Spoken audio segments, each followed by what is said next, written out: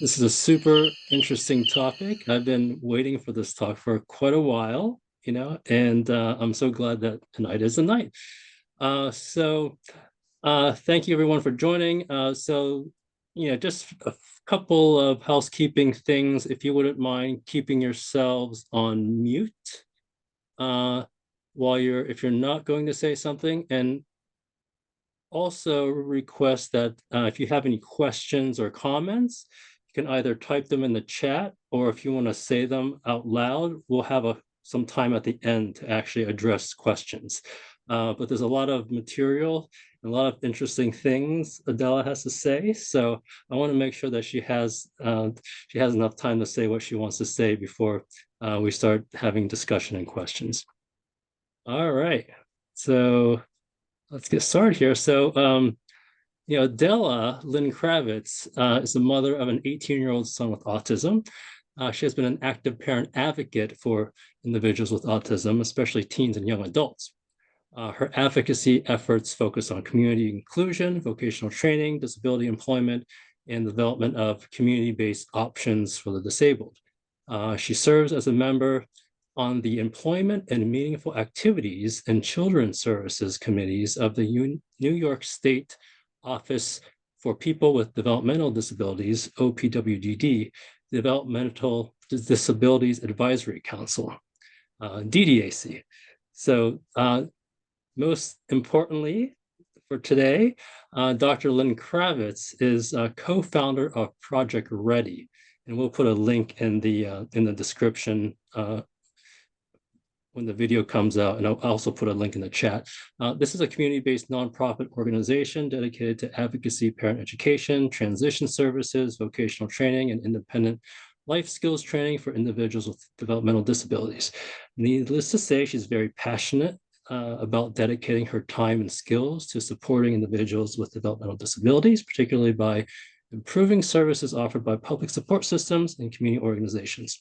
Adella is an immigrant to the United States in pursuit of education, quality education. She has her PhD in molecular biology. She's worked for big companies such as Ernst & Young in technology and management architecture.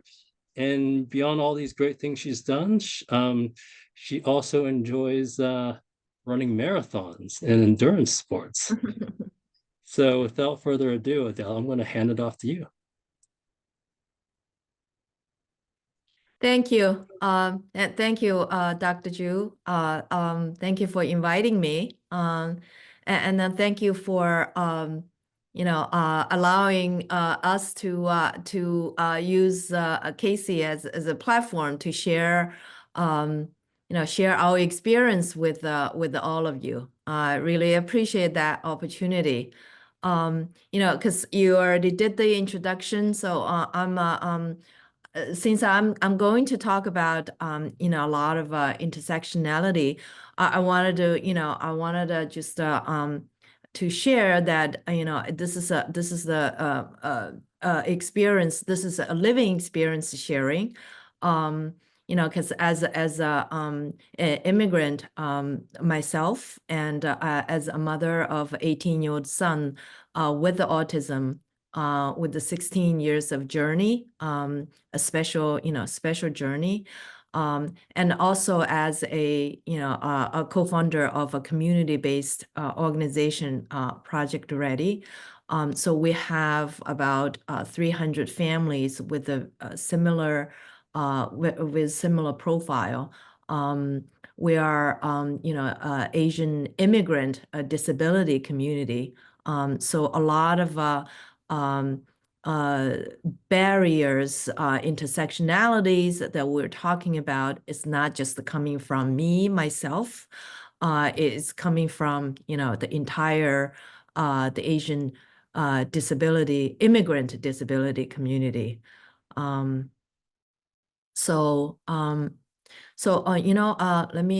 me get started with my slides.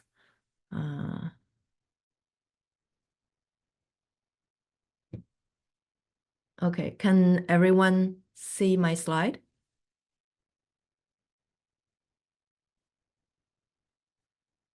Looks good. Okay, great. Thank you.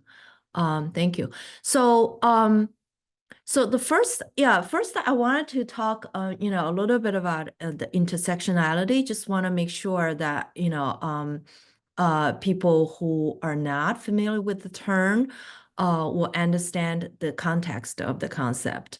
So it refers to or describe that, the different forms of social identities, such as, race, gender, disability, sexual orientation, the class, how they intersect and create an overlapping system of disadvantages.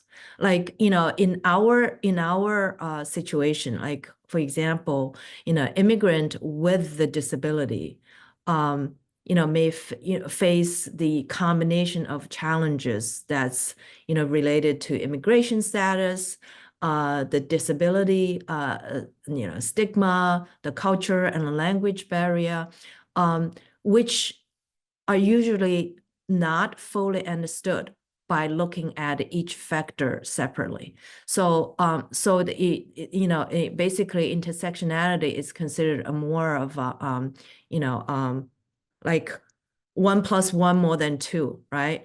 That type of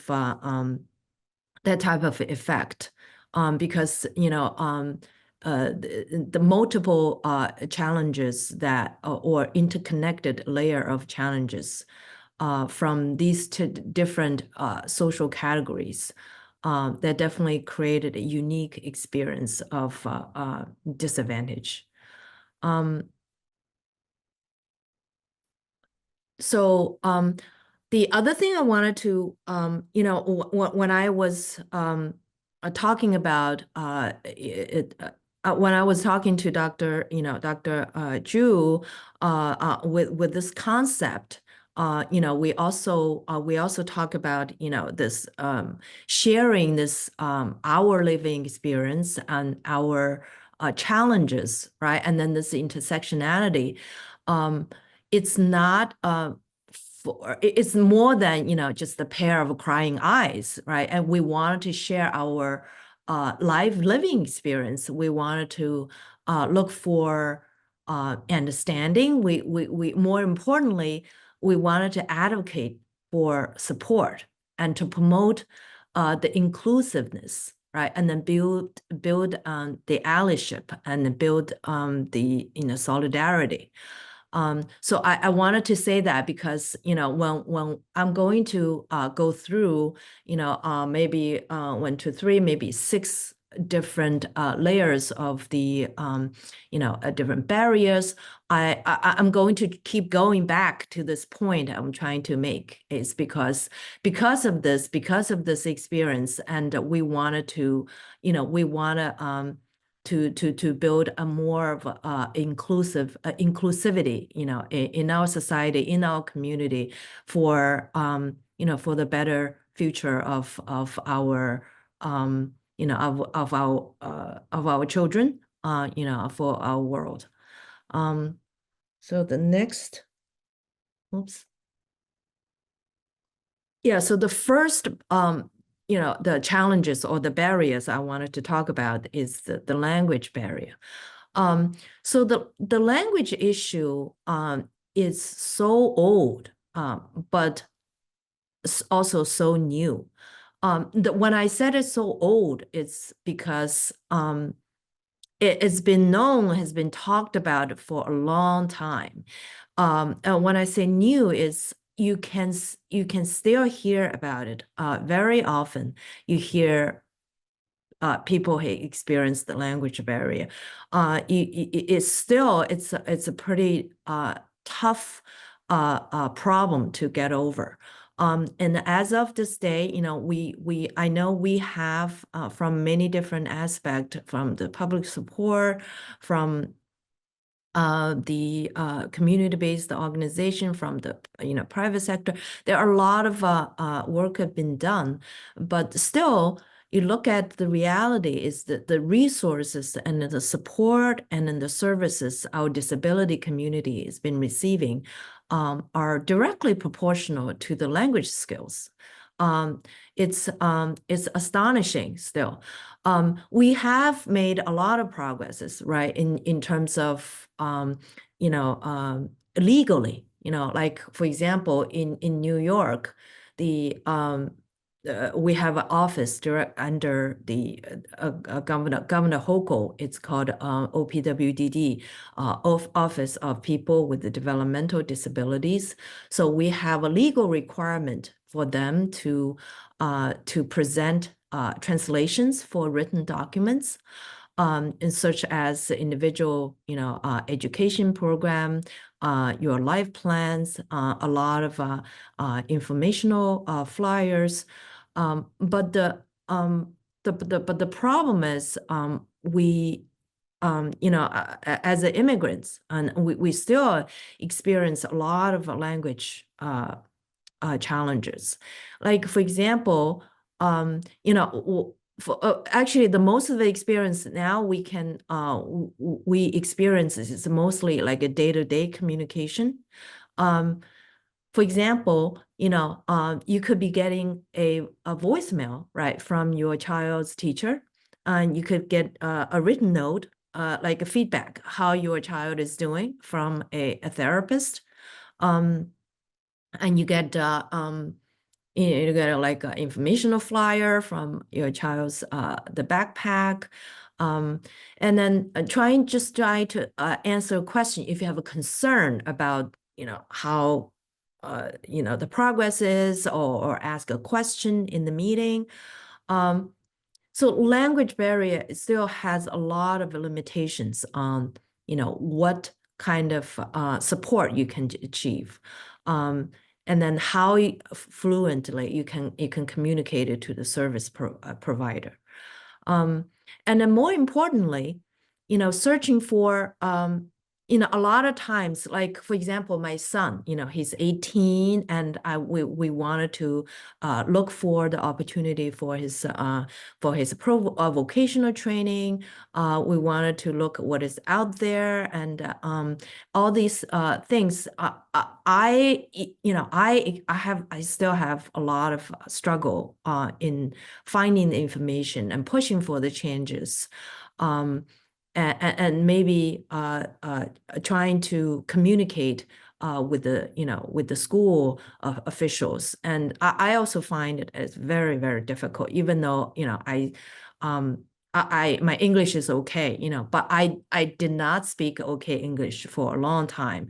I also struggled a lot for a long time. So I can imagine, a lot of Project Ready members, they're really, experience living and breathing, all these experiencing these challenges. So I would say, the language access is still a lifeline for our immigrants' life, especially for families with children with disabilities. So the next, let me see, I just wanted to make sure I did not miss anything on the slides. So the next is the culture barrier. So culture barrier is another big topic, because the language and culture are kind of like go hand in hand. So coming from an Asian immigrant background, we experience a lot of culture differences than here the Western culture in the United States. The Asian families with the immigrant background often receive no education in the the racial literacies, or civic engagement, or disability rights, even civil rights. It's very unfamiliar. When we started with these journey, we also need the advocacy skills, but no one had any training on advocacy skills. We also we also need a lot of support from the public support system, right? But we also often, struggled with to navigate into navigate in all these system. Till this day, I still get confused because it's not just one thing set in stone. It's like moving target because on the one side, your child is growing. 3 to 5 is very different from 5 to 8, and then 8 to 13. Now 13 and up is a started. Basically, all the kids are transitioning from adolescence to adulthood. So it keeps changing. It's more of a moving target. And in your navigation, you have in your navigation, it's always ongoing, always something changing. So, with this limited understanding that come with the immigrant background, and plus the culture stigma. So that's culture stigma is another a big part, right? And then because the disability usually it's when a disability happens to happens to me or happens to a family, or especially the Asian family, it usually it's not something that they that family would like to share. And then very often to me, it comes with guilt and shame. Like, for example, my son was diagnosed at 2, and for quite a while, at least the first, before he was 10, I always thought it was my fault that I didn't do this right. And then I shared it with the other moms, and then we all feel the same way. Maybe I shouldn't have done this when I was pregnant, and I shouldn't have done it when it was a baby. So it's a lot of guilt, as you raise a special needs child. I also did not share with the people, when my son was the first diagnosed. It's not it's not something that I don't know. At that time, it just maybe I feel like people don't really understand me, and I would I try not to talk so much about it. I didn't even bring my kids to the family reunion for a couple of years. So that's first when my son was diagnosed. I wanted to also tell you another a recent example. This is last year, a couple months ago. So a friend of mine called me, and she shared with me that she has a relative that the family in the younger son was diagnosed, and he was he was under 3. So in the state of New York, under 3, so he's eligible for the early intervention service. And in New York, the early intervention service is actually they're going to your house to to provide the language therapy, the speech therapy, and the behavioral therapy. So the family, started the service for several weeks, about a month. But they reached out to the service coordinator, said, oh, they don't want to have a service anymore. So and then it turns out the reason they don't want to service is because, they lived in a relatively densely populated area, and then they live in an apartment, and they have a typical developed daughter, and they are so fearful of the sharing the disability autism diagnosis, and then there are fear that their typical developed daughter may lose the friendship with the neighbor's kid. So, and then so because they don't want the therapist to keep coming to their apartment, and then so they know, oh, you have someone in your family who was diagnosed. So I called the, after hearing this, and I called the family. I just, I shared my experience with them. There's so much, compassion right now. People, I mean, it's just out of the fear that could happen, this kind of like a social isolation. But a lot of times people, understand there's people are really, becoming more compassionate with, with this kind of situation. So they did, they went back to they resumed the services. And then, surprise to their surprise, that their daughter, still friends with the neighbor's kid. So, so that was kind of like a happy ending. But you can still see, in the culture stigma, people, there's a lot of fear of, social isolation. There's a fear of judgment, because of that. And then sometimes people are reluctant to seek support, or even diagnosis.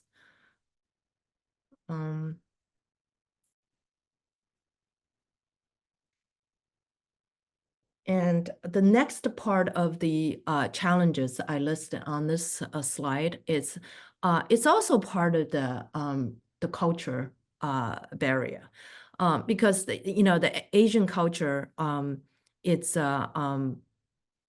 it's a sort of like a merit based culture background. In a lot of times, it's difficult to accept the disability diagnosis. It seems like the sky has fallen, and then my son is disabled. He's not going to be, fulfill all the dreams of become a scientist or astronauts, all these things. It's a super difficult to accept. I can feel that, before, even before he was 10, it was a lot of struggle to accept. But I would say the acceptance is so powerful. And once you embrace the acceptance, that actually opens my mind on how beautiful he is and how many abilities he has. And I appreciated, every single, characteristics that he's able to show, as a human being. So that's very relieving and very empowering. But in terms of the the family expectation, or the pressure that comes with it, it is really a long. It has to go through a long journey to overcome that. Yeah, the other things that I listed in here is the caregiving, responsibility. The part of the challenges that the family is experiencing is the extra amount and sometimes astronomical amount of caretaking a responsibility, and then very often they falls into on the mom, and a lot of times even the siblings. So this is a this is also very common in the family-oriented culture, like the Asian culture.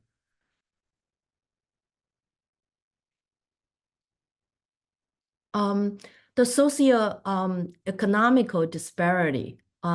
So Project Ready has about 300 families, and there are a large number of, I wouldn't say a large number, there are a lot of families are coming from a low-income family, and then the financial hardship, the language barrier, and also the language and culture barrier is all combined. The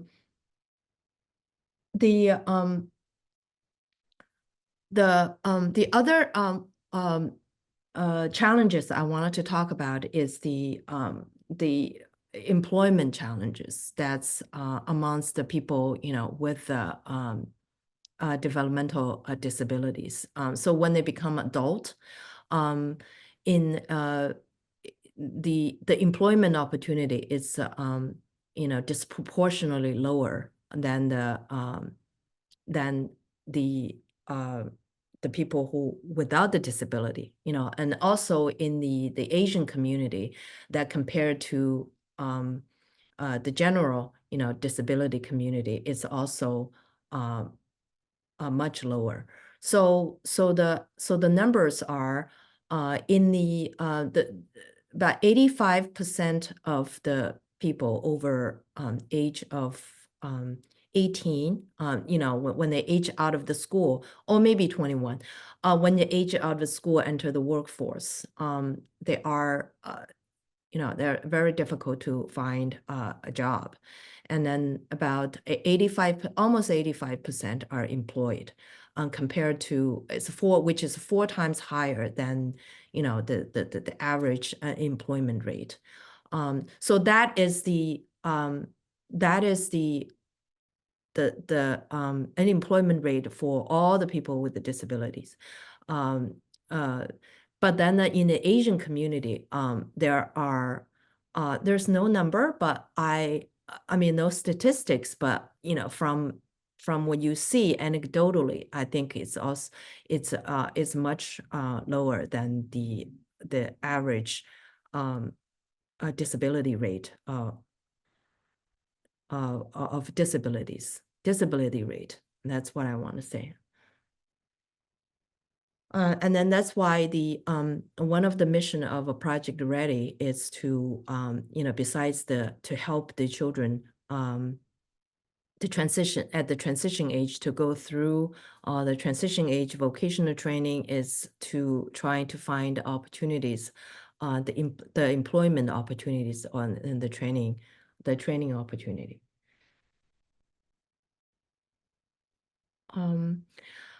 I listed the other challenge of the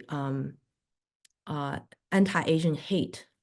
So that is something I wanted to talk about because the current political climate in the United States, which has become very unfriendly to Asian American, because of the tension between the United States and China, both economically and militarily, has created increasing hostile environment for I would say for all the Asian American, but in New York, you can as an immigrant, and they have happened many times, especially after pandemic. The pandemic is definitely exemplified the xenophobia, and then make it you could see the incident of anti-Asian hate, and you hear about it from the news, a lot of times attacking the older, the elderly Asian people. So it's definitely contribute to the increased vulnerability of the and then also the rise of the hate, anti-Asian hate, and the public safety in the large cities. It's also become has increasing concerns across the country, especially in Chinatown, in those Asian communities.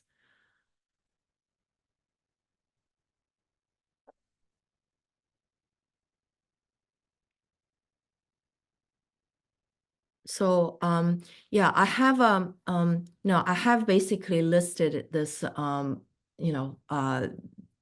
these different sections of challenges, language and culture, culture including the family expectations.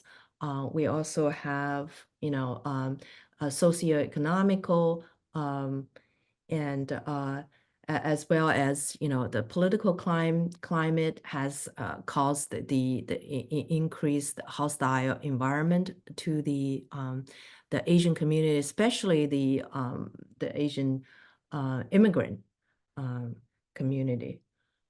So as I mentioned before earlier, the the I guess the purpose of sharing, all these challenges, the barriers, it's to share our living experience, and then this is these are the barriers and the challenges we're living, breathing, every day, and we have, as a group, as a small group, and then this is the challenges we have been experiencing, in the disability population. The purpose is to share, first of all, share with them, and then share them with you, and hopefully we have a more understanding. We wanted to build compassion, right? And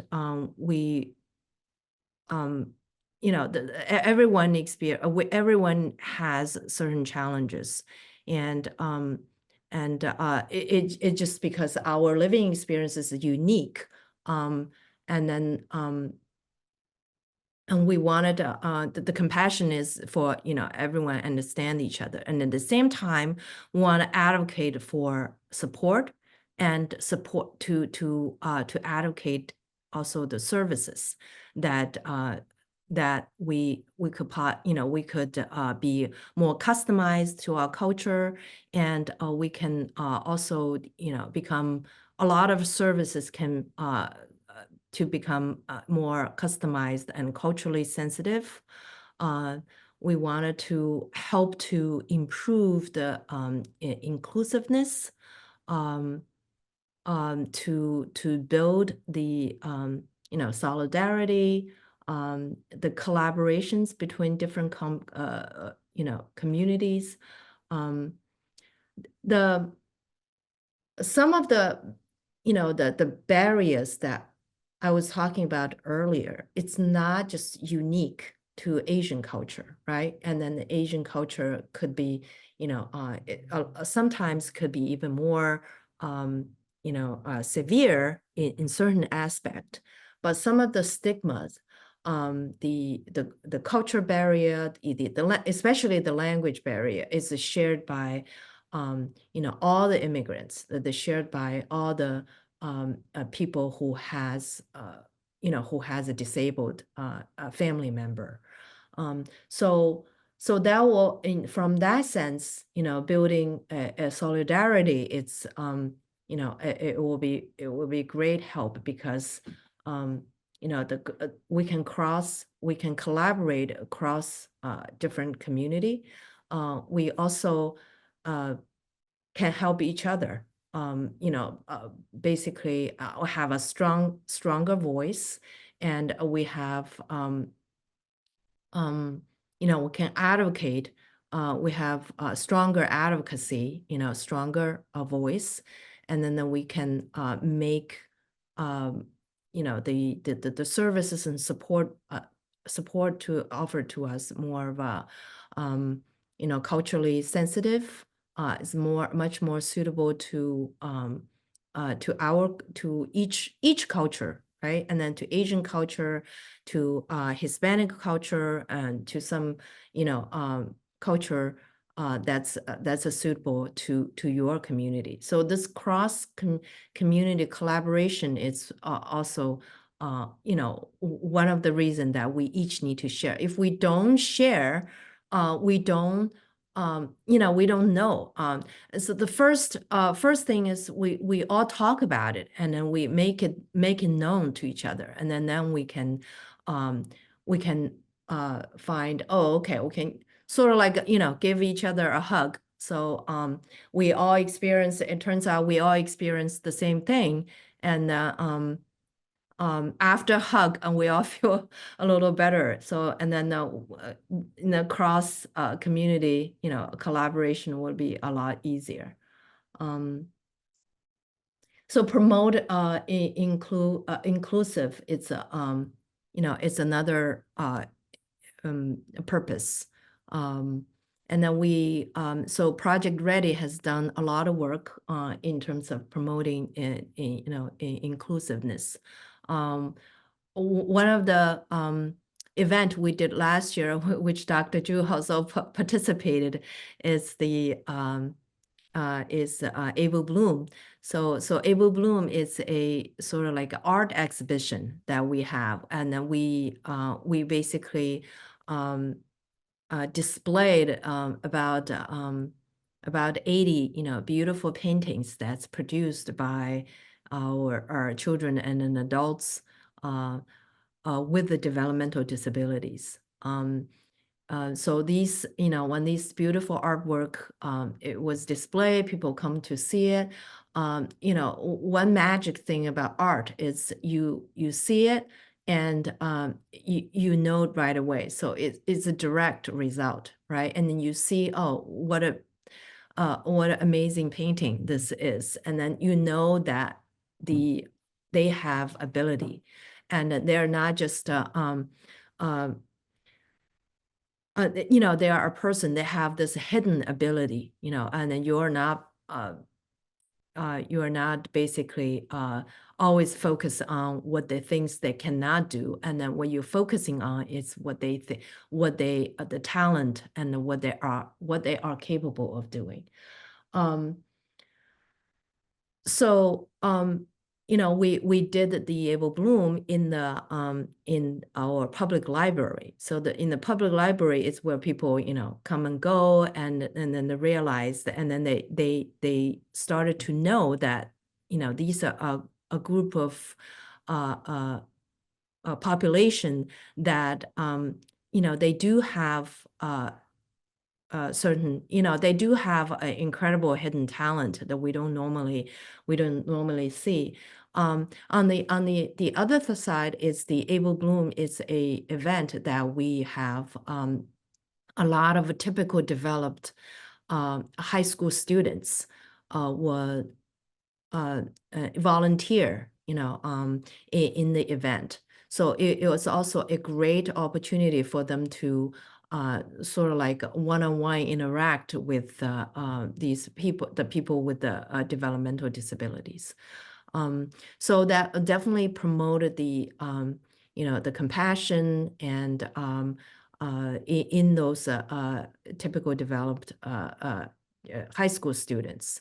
So, you know, we kind of like plant the seeds into them, and then when they grow up, and then they'll, you know, the world will be a lot more of a compassion and then support.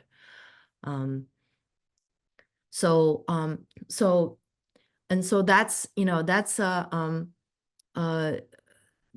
the Able Bloom, where event we have, you know, we have in Project Ready. Let me see, the cultural competence solution. So in all the barriers and the intersectionalities and the challenges we have experienced, we, you know, we wanted to, you know, as I said, we wanted to turn into something, you know, a positive. We wanted to turn into some of the changes we wanted to see. So we, you know, the solution, well, the solution is kind of like the soft solution. So community-based, community-centered advocacy it's something, we wanted to proceed.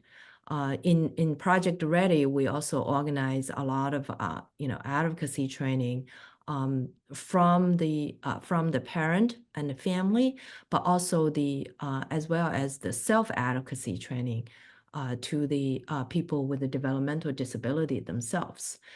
Because this is our experience, this is our challenge, and this is our story, and we wanted to use them to advocate and turn into something, to push for the positive changes, and that's the advocacy.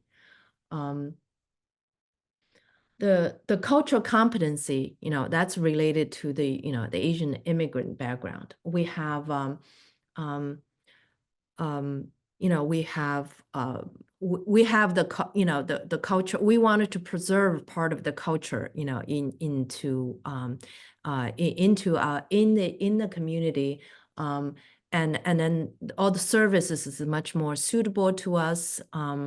It's always close to our heart, and when the services or the arrangement to our children with the developmental disabilities, or language and the culture appropriate to them. So personal empowerment is another big part that we are we're working on. So after a lot of reflection, the empowerment for the parents and the families, and then especially for the people with the developmental disabilities themselves. It's another powerful tool. The empowerment, it's a great tool for promote a great tool to come out of it, to come out of all these barriers and challenges and the special journeys we have gone through, that hopefully that it empowers us to advocate and to push for the new changes that in either the public service, in a lot of societal changes. So lastly, a few key takeaways for the for our the Asian immigrant disability community. We wanted to definitely address the stigma and the family dynamics. There's the cultural sensitivity part, and we coming out of the language and the culture barrier. We really wanted to see the accessibility being improved. We wanted to increase the advocacy, self-advocacy, and build a much more a community that's with a great inclusiveness. So and our children with the developmental disabilities will be able to live in this community, the community with more with a better inclusiveness. I think that's all I would like to share. Great. Wow. Thank you so much for that. There's so many things you said, so many moments. I'm glad we have this on recording, because it's one of those things I'll probably watch a bunch of times. Um, before I say anything, I do want to see if anyone had any questions, or people wanted to say anything. I did want to open it up, since everyone's been such a great sport of giving us a space to first do this presentation. You can either do okay.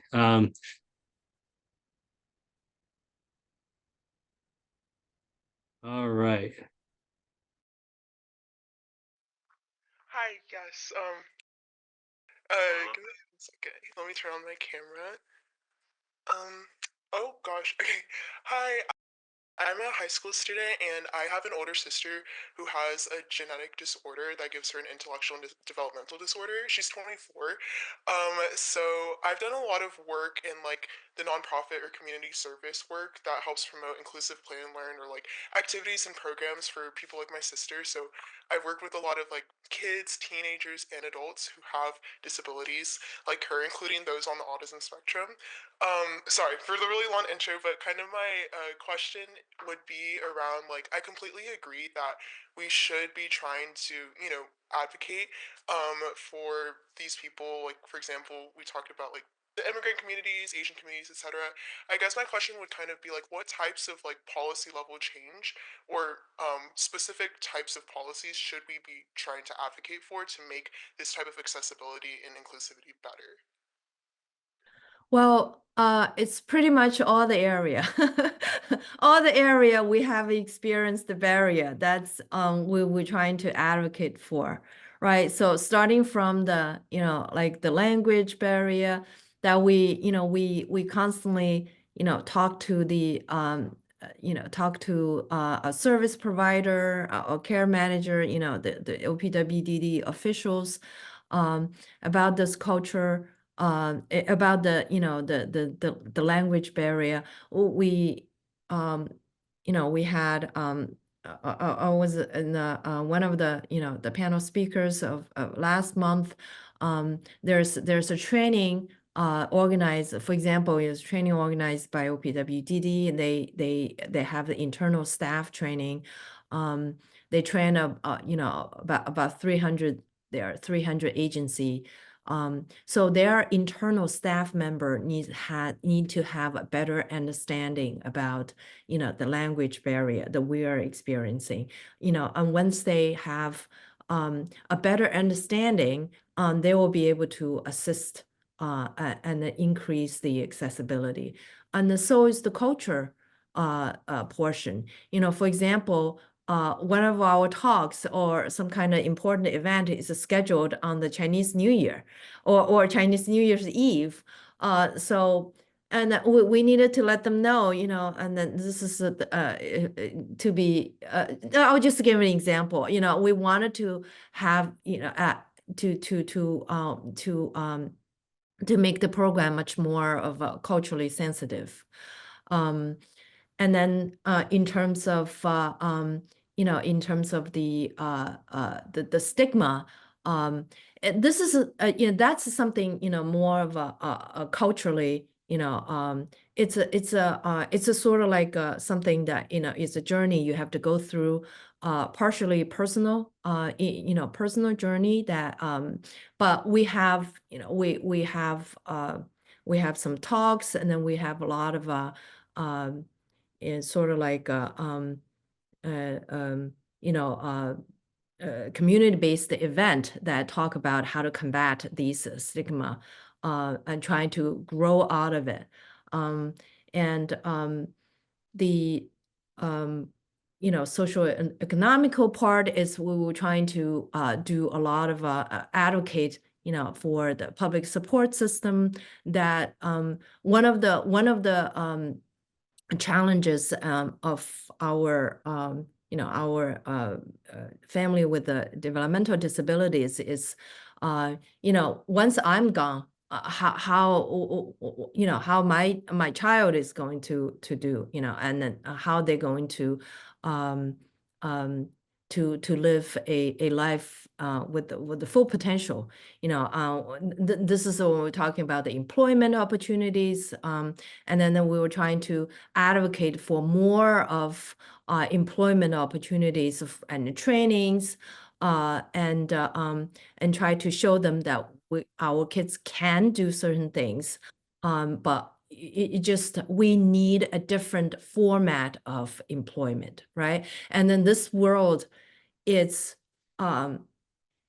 not this world is not cut out for them, and they are definitely not cut out for certain pre-made jobs, and then the jobs needs to change for them, and then the job needs to morph into a format that can can leverage their ability, can leverage. I'm just giving a specific examples on a lot of, advocacies what we're trying to do in the different levels, in the state level, in the policy making level, in your community, you could be going to a shop that they if you're in a wheelchair it doesn't have a lot of accessibility, and then you can you can talk to the owner or talk to the town that we need to increase the accessibility. It's basically, you need to advocate and then speak up and communicate whenever you feel like there's a barrier you experience. Sorry, that's a Please long, convoluted No, answer. that was great. Yeah, thank you. Great, thank you for that. Yes, thank you. My name and I'm the second year doctoral student in special education. I'm also the BCBA and of course a mom of 3 girls. So I may have 2 questions because my research interest is in family-centered intervention and also culturally responsive intervention. So one question, I'm just curious, like from your perspective or based on the communication you got from the community, um, what characteristics of a therapist or provider you care more about? And I'm also curious in the service, would you prefer a therapist shares the similar background with you, for example, an Asian therapist, or it doesn't matter? And my second question is specifically to one slide you showed that you mentioned that the family caregiving responsibilities often fall on women and the siblings. I am curious, like,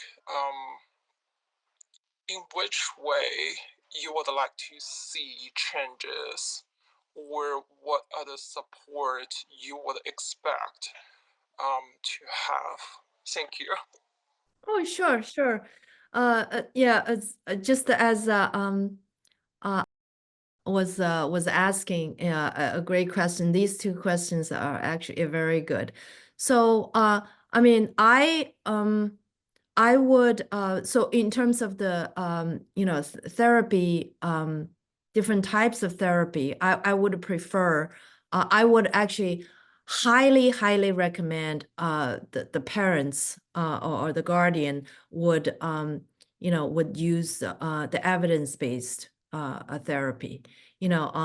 I remember when I was young, when I mean, my son was young, sorry. This is probably a lot of parents has experienced. There are so many types of experimental treatment or a dietary treatment or even experimental medical treatment. There are so many of them. It's so tempting, and you can't help just to try it. Oh, because there's so many anecdotal descriptions how much improvement the child have, and you are dying to see that improvement. But looking back as a mother of 18-year-old, I have tried many things.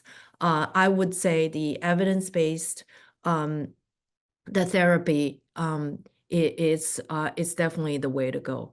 It's not worth to invest the money, the resources, the time, and an energy on those experimental treatment. So in terms of the preference, well, I live in, so we don't have any we don't have any opportunities to pick, therapist with, Asian background. If I do have a choice, of course, I would, I would like to, I would prefer to have, a therapist that with, with come from the same culture. But I think anyone, can professionally do the job will be perfectly fine. And your second question is, in which way that I wanted to see the improvement in terms of, a majority of the family responsibility falls in the mom and the sibling. I mean, it's an observation. It's a reality. From I think, when we're talking about, the responsibility falling on the shoulder of the siblings, I do think it's a not, it's a very, Asian culture type of, type of practice. But I personally do not, think it's that is the right way to do it, especially, based on the fact that, the siblings grow up in the United States. I have a typical developed daughter, and she is 20. She's in college right now. So I tell her, you take care of yourself, right? And then basically she's in college. She has so much stuff on her own plate. She has her own life. And then she's, essentially it is not the siblings' responsibility to, to be the guardian of the sibling, of a disabled sibling. I think if one day she is willing to take that responsibility, that would be great, a family member taking care of, my son. But if she is not, I mean, she does not have that capacity or, to take care of, it's, I would fully accept that it's not her responsibility. So that is a change I wanted to see, in terms of the siblings. I don't know if that answers your question. Yeah, thank you for sharing with us your experience. Sure. Great, thank you for those thoughtful questions. I think we've got two more hands up, and we're running a little short on time. So why don't we have you go first, and then for that. Sure. Roger, thank you for that. And I'm at this meeting tonight because I come from opposite ends to meet this problem. So I'm a professor in a speech and language department. So I teach language development, language disorders. I'm bilingual. And at the same time, I have a practice and I work with lots of these families. And if there's one thing that I would encourage all of us around this Zoom call to really think very long and hard about is how do we grow the next generation of providers? The last speaker had talked about getting somebody who's culturally competent or linguistically competent to work with their family member. And I think that's great. However, I've seen many, and I'm not just talking about Chinese speakers, but speakers of other languages who are not the most competent clinicians, but they are hired for a job simply because of that cultural linguistic competence. So that would be my only, if there's a takeaway I want to give to folks, that's what it would be. And I think I'm under my 2 minutes now. Great, thank you. That's a great comment. Yeah. We have to grow more providers. There's clearly a huge need. I'm smack in the middle. I get calls every day. So there's something we have to do about this situation. Right, yeah. There's definitely, well, there are, not just the providers that we have increasing need to train the medical professionals, the doctors, nurses, policemen, because, we want our kids to live in the community, and then these people, the community helpers and the medical professionals, and that they all need to know their needs, and then they need to be trained to be a better better community helpers. So I definitely agree. Great, thank you. Would you like to go? Sure.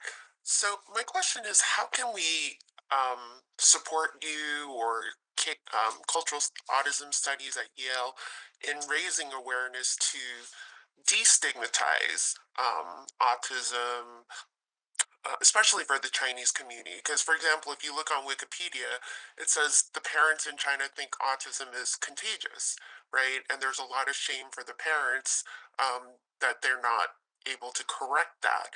And then even in some families in America, their kids might be diagnosed late. And then again, the parents are in denial where, oh, there's no possibility you could be autistic, even though they've been diagnosed. And so I joined late, so I don't know if you covered the social model of disability, and then also, the social stats. Everyone looks at the employment stats, but there's also social stats, like 80 to 90% of them are single, and they face a lot of discrimination, alienation, bullying due to this social stigma. So what can we do to support this? Are there Asian movements or resources, organizations, or partners that we can raise this awareness in America? In China, in Taiwan, for example, the mayor, one of the presidential candidates, has autism, right? And so how can we turn this perception that is generally negative into something more positive, authentic, so that we can celebrate what more we can all achieve when we can celebrate our differences and complement each other? Very well said. I think I would say to as I mentioned a little bit in my talk. I think the one of the biggest challenge is the destigmatize, and culturally, this is a big culture is embedded in a lot of things, your history, where your background is.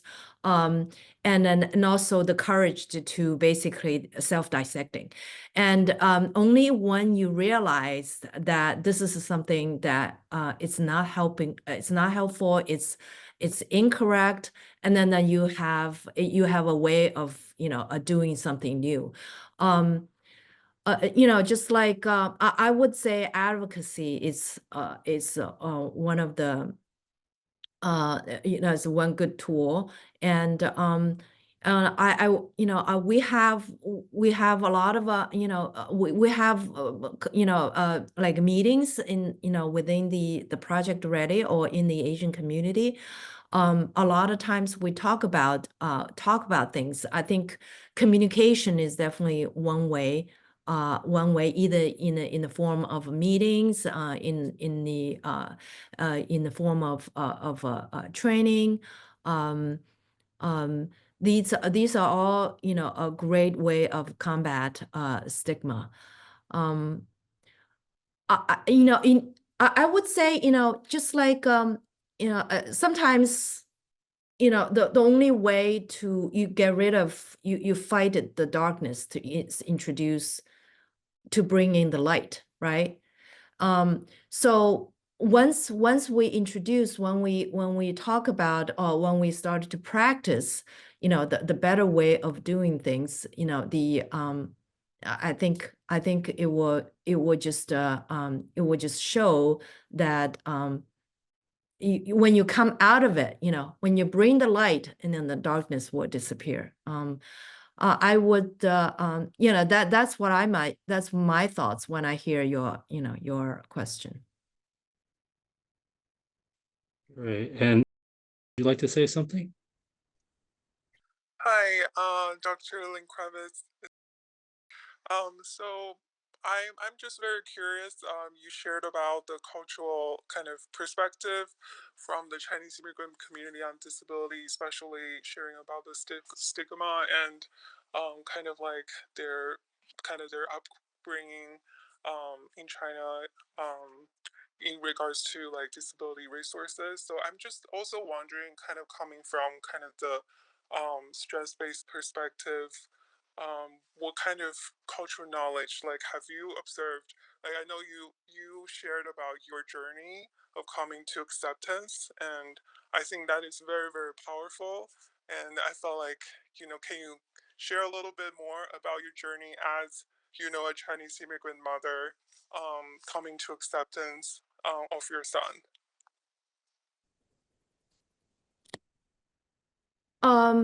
I'm sorry. I'm not sure if I captured your question. You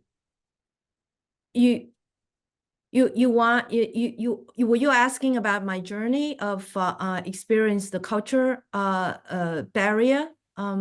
Yes, so I'm just curious, like, from what kind of like cultural knowledge or strength have you observed, like from your own perspective or in the Asian immigrant or Chinese immigrant community, in your perspective of disability, like, kind of that Chinese perspective, what, um, like, in your journey of becoming, accepting, is there any influence from your Chinese culture that help you in that journey?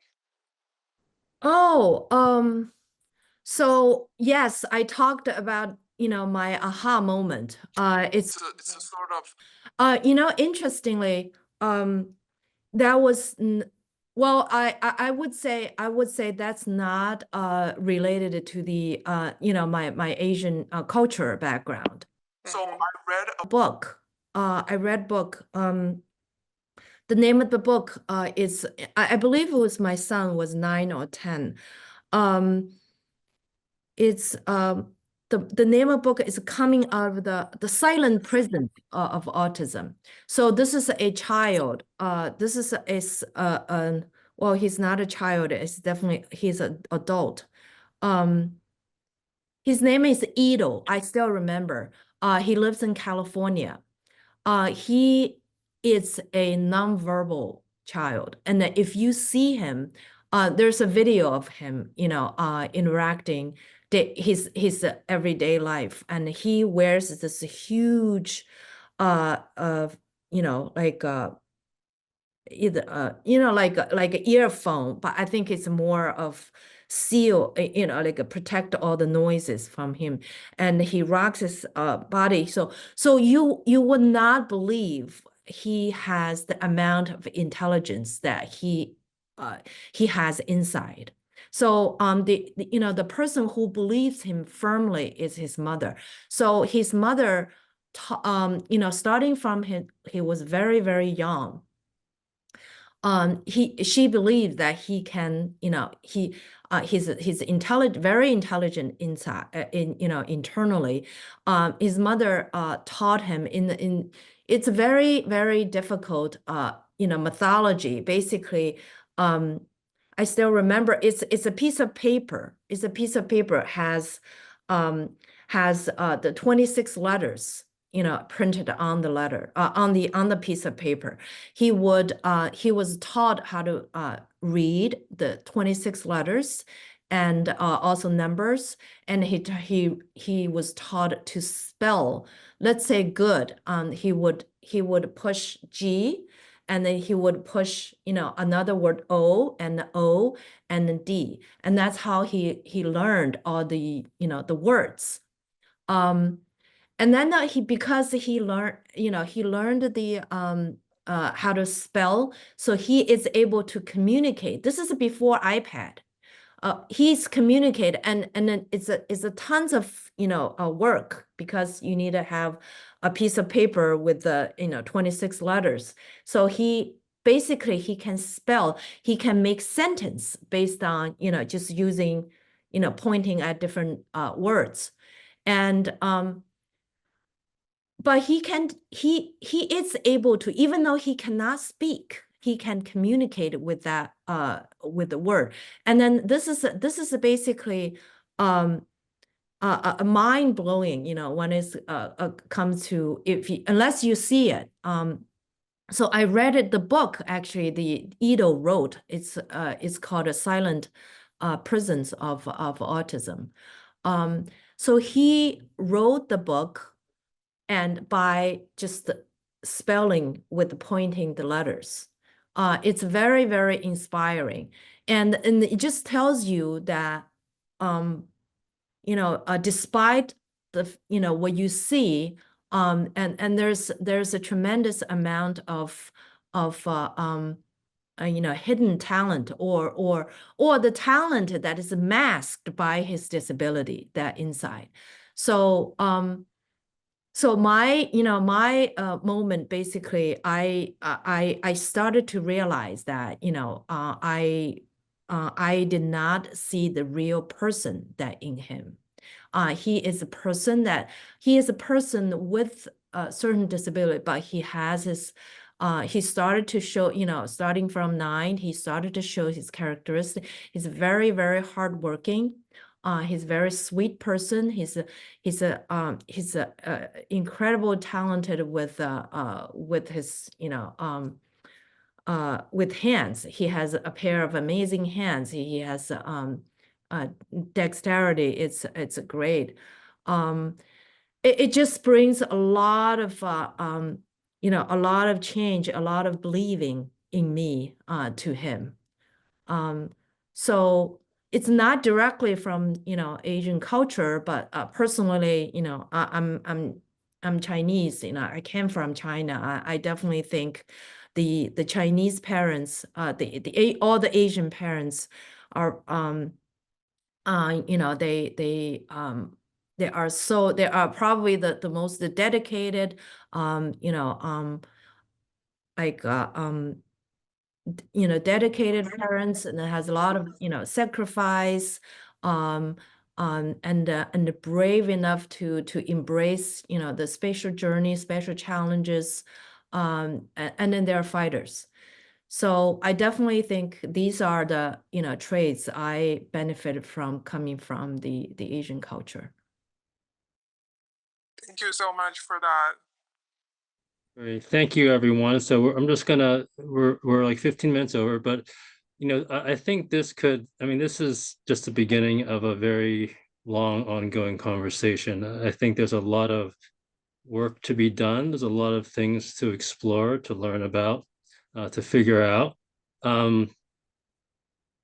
Yeah, I just want to say that what struck me about what you said, Adela, was the story you told about the mother who would not let the therapist in the building because of the stigma. And you know, had you not had a conversation or made a connection, you know, what impact that would have had, you know, on that child's future, you know, having not had any kind of services or any kind of help. So I can imagine that, you know, the stigma part and the re-education or the education, and I think a lot of cases re-education of the public about autism and neurodiversity more broadly, you know, is critically important, not only for developments of policy, which someone asked about, you know, but also, you know, the having therapists who are culturally sensitive, you know, and more than that, but families, you know, who are understanding, you know, and are and won't continue to make somebody feel bad about something that doesn't need to be bad. I mean, a lot of this stuff is really a matter of perspective. So that's what I wanted to say. And I think that we should definitely continue this conversation. You know, if you wouldn't mind coming back. I mean, all these things, all these questions, I think could probably be like a talk in of themselves. So thank you very much, Adele. Appreciate your time. Oh, you're very welcome. Thank you everyone for joining me. And again, Dr. Ju, thank you for the opportunity to allow us to share the our living experience with you. And hopefully, it will be the beginning of a conversation again. And there's definitely so much more we can do in terms of advocacy work. Absolutely. And I think the future looks bright when we talk more and more about this. So thanks again, everyone, and have a good night.